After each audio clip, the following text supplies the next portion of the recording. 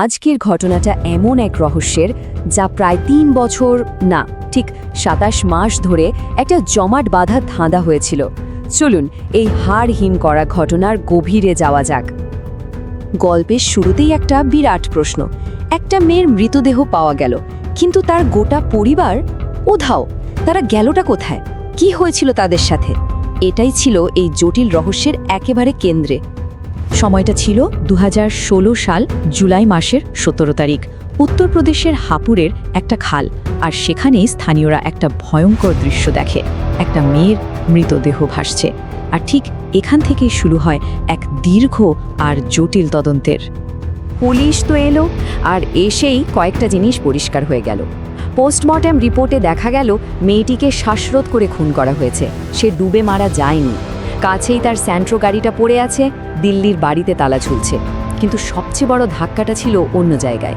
তার বাবা বেদপ্রকাশ, মা সাধনা আর ভাই শুভম কেউ কোথাও নেই। মানে একটা গোটা পরিবার যেন এক মুহূর্তে হাওয়া হয়ে গেছে। তো পুলিশ প্রথমে কি ভাবল? তাদের প্রথম সন্দেহটাই ছিল অনার কিলিংয়ের দিকে। হয়তো মেয়েটার কোনো সম্পর্ক ছিল যা পরিবার মেনে নিতে পারেনি, আর তাই তাকে মেরে সবাই প্রমাণ লোপাট করার জন্য পালিয়ে গেছে। সেই সময়ের জন্য এটা বেশ কমন একটা থিওরি ছিল। আর এই ভুল থিওরির ওপর ভর করে তদন্ত এগোতে গিয়েই তো সব গুলিয়ে গেল। পুলিশ কেজরিওয়াল পরিবারের কাউকেই খুঁজে পেল না। কোনো প্রমাণ নেই, কোনো সূত্র নেই। আস্তে আস্তে কেসটা যেন হারিয়ে যেতে থাকলো, ফাইলের ভিড়ে চাপা পড়ে গেল। একটা দুটো দিন নয়, পুরো ২৭টা মাস। ভাবা যায়, প্রায় ২.৫ বছর। এই লম্বা সময় ধরে নয়নার মৃত্যুর রহস্য আর তার পরিবারের নিখোঁজ যাওয়ার ঘটনাটা একটা অমীমাংসিত ধাঁধা হয়েই রয়ে গেল। শেষমেশ যা হওয়ার তাই হলো। পুলিশ একরকম হাল ছেড়ে দিল। কোনো নতুন লিড না পেয়ে কেসটা আনুষ্ঠানিকভাবে বন্ধ করে দেওয়া হলো, আর কেজরিওয়াল পরিবারকে পলাতক বা ফিউজিটিভ ঘোষণা করা হলো। মনে হচ্ছিল এই রহস্যের সমাধান আর কোনো দিনই হবে না। কিন্তু কথায় আছে না, সত্য চাপা থাকে না। যখন সবাই প্রায় ভুলেই গেছে কেসটা, ঠিক তখনই ঘটল এক নাটকীয় ঘটনা। ২৭ মাস পর এক মাতালের বেফাঁস কথাতেই আবার নতুন করে জীবন পেল এই প্রায় মরে যাওয়া কেসটা। ভাবুন একবার, এক লোক নেশার ঘোরে বড়াই করে বলছে, আমরা ৪টে খুন করেছি, পুলিশ আমাদের কিচ্ছু করতে পারবে না। তার এক বন্ধু এই কথাটা শুনে ফেলে। প্রথমে সেও পাত্তা দেয়নি, ভেবেছিল মাতালের প্রলাপ। কিন্তু পরে তার কেমন যেন সন্দেহ হয়, আর সে সোজা পুলিশকে গিয়ে সবটা জানায়। আর এই একটা সূত্র ধরেই পুলিশ এগোতে শুরু করে। সামনে আসে ৩টে নাম। অভিজিৎ পাল, যে কিনা নেশার ঘোরে কথাটা বলেছিল, আর তার ২ বন্ধু রিতেশ কাটিয়ার আর মনোজ বাবর। কিন্তু প্রশ্নটা হলো, কেন এই ৩ জন মিলে একটা গোটা পরিবারকে কেন শেষ করে দেবে?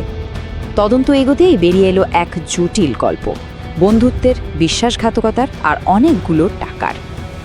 এই টেবিলটা দেখলে পুরো ব্যাপারটা জলের মতো পরিষ্কার হয়ে যাবে। দেখুন, বেদপ্রকাশ কেজরিওয়াল মানে পরিবারের কর্তা।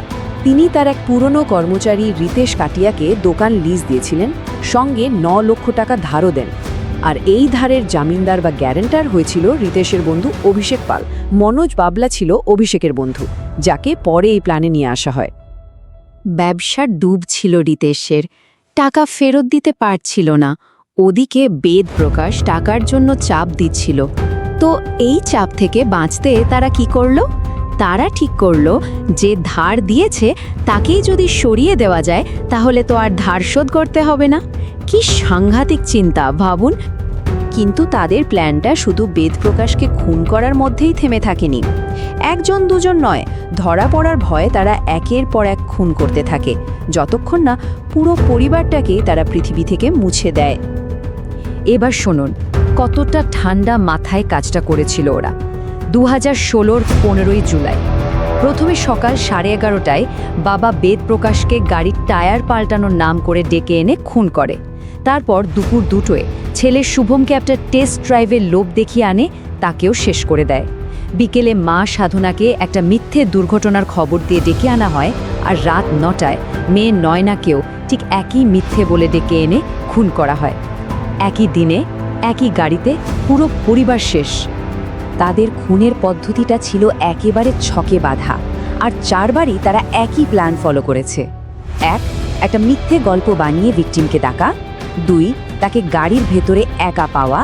3, পেছন থেকে তার দিয়ে গলা পেঁচিয়ে শ্বাসরোধ করা। আর 4, বডিটা গাড়ির ডিকিতে লুকিয়ে ফেলা। মানে একেবারে পেশাদার খুনির মতো কাজ। খুন তো হলো, এরপর শুরু হলো প্রমাণ লোপাটের পালা। 15ই জুলাই রাতে 4টে বডি একটা বন্ধ স্কুলের পেছনের ঝোপে ফেলে দিয়ে আসে, কিন্তু তাতেও ভয় কাটেনি। পরের রাতে মানে 16ই জুলাই রাতে ওরা আবার ফিরে আসে। বডিগুলো মাদুরে জড়ায়, বন্ধ থাকতে পেট্রোল ছেটায়, আর তারপর সেগুলো আবার গাড়িতে তোলে। এরপর গাড়ি চালিয়ে সোজা হাপুর, আর সেখানে একটা খালে 4টে বডি ফেলে দিয়ে আসে।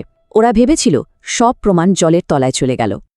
একটা গোটা পরিবারকে নিশ্চিহ্ন করে দিয়ে ওরা ভেবেছিল কেউ কোনোদিন জানতেও পারবে না। কিন্তু ভাগ্য বা কর্মফল যাই বলুন, তার বিচার ছিল অন্যরকম। সবচেয়ে অবাক করা ব্যাপার হলো, এই 3 খুনের মধ্যে 2 জন কোনোদিন আদালতের কাঠগড়ায় দাঁড়ায়নি। মনোজ বাবলা খুনের 1 বছরের মাথায় একটা রোড অ্যাক্সিডেন্টে মারা যায়, আর মূল চক্রে রিতেশ কাটিয়ার, যে কিনা ঋণের জালে জড়িয়েছিল, সে ডিপ্রেশনে ভুগতে ভুগতে আত্মহত্যা করে। তাহলে রইল কে?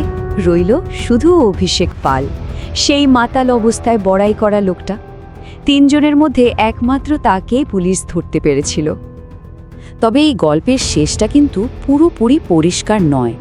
কিছু প্রশ্ন রয়েই গেছে, যেমন খাল থেকে শুধু নয়নার বডিটাই পাওয়া গিয়েছিল, তার বাবা মা বা ভাইয়ের দেহের কোনোদিন কোনো সন্ধানই মেলেনি, আর একমাত্র জীবিত আসামি অভিষেক পালের কেসটা এখনও কোর্টে ঝুলে আছে। এতেই একটা বড় প্রশ্ন চলে আসে, তাই না? 2 জন খুনি আইনের হাতে শাস্তি পাওয়ার আগেই প্রকৃতির হাতে শাস্তি পেয়ে গেল। তাহলে এই পরিবারের জন্য আসল বিচার বা ন্যায় বিচার বলতে ঠিক কী বোঝায়? এই প্রশ্নটাই বোধহয় এই ভয়ঙ্কর ঘটনার সবচেয়ে বড় রহস্য হয়ে থেকে যাবে।